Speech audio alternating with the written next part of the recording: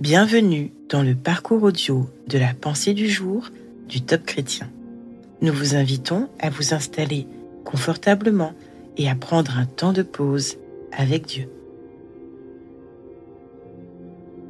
Jésus n'est pas un pharisien. De Joyce Meyer. Celui qui met sa confiance en lui n'est pas condamné, et celui qui n'a pas foi en lui est déjà condamné, car il n'a pas pris sa confiance en la personne du Fils unique de Dieu. Jean chapitre 3, verset 18. Dieu souhaite guérir son peuple des blessures du passé causées par le rejet.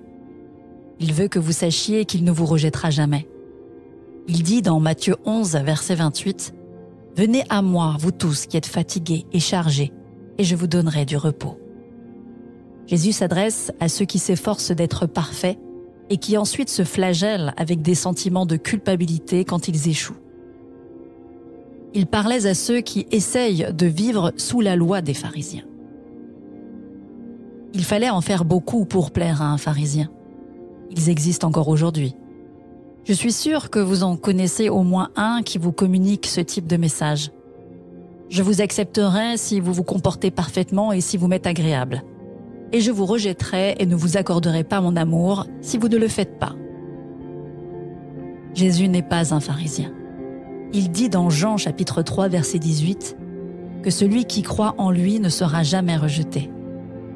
Croyez en lui, aimez-le, comptez sur lui et faites-lui confiance.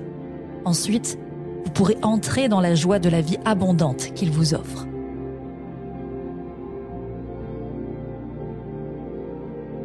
Vous arrive-t-il de ne pas vous sentir à la hauteur lorsque vous êtes en présence de certaines personnes? Prenez le temps d'écouter ce que Dieu veut vous dire à ce sujet.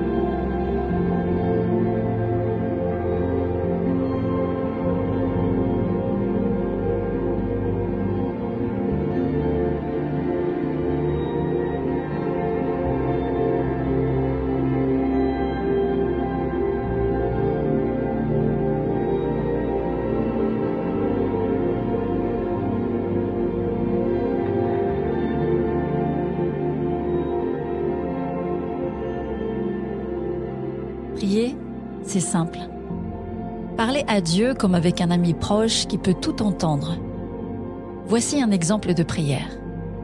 Mon Dieu, merci de m'aimer et de m'accepter toujours. Je crois en toi, je t'aime, et je compte sur toi de tout mon être. Je viens aujourd'hui à toi tel que je suis, confiant que c'est par toi que je pourrai changer ce qui doit l'être dans ma vie. Amen.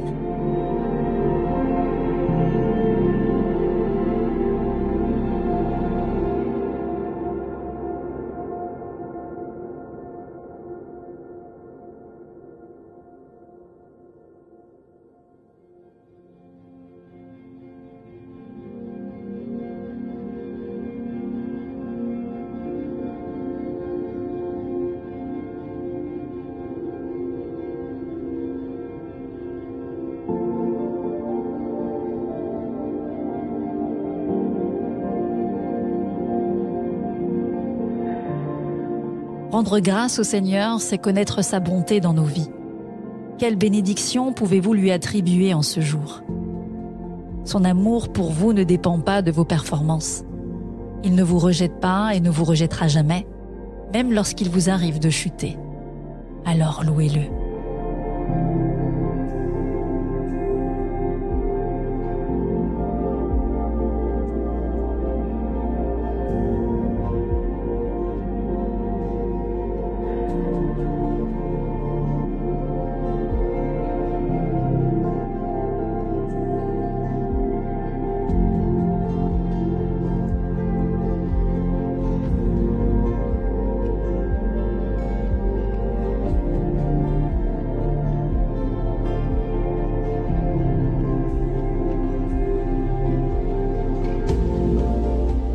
À présent, que pouvez-vous mettre en place?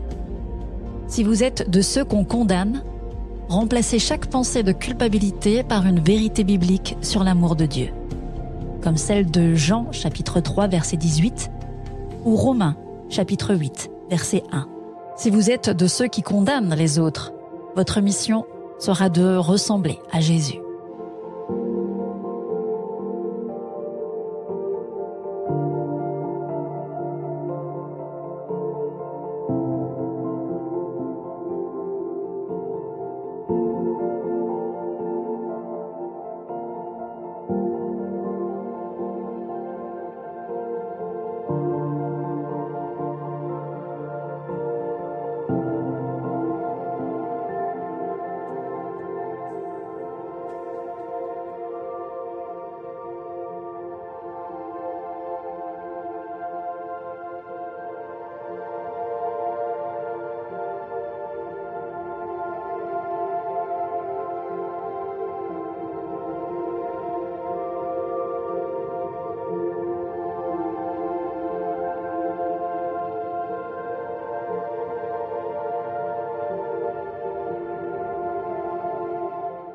Notre parcours du jour se termine. Prions ensemble afin d'honorer notre Dieu. Seigneur, tu es un Dieu d'amour et de grâce. Merci pour ton accueil parfait. À toi soit le règne, la puissance et la gloire. Amen. Nous espérons que ce temps de pause avec Dieu vous a ressourci. Rendez-vous demain pour un temps de Séla avec la pensée du jour.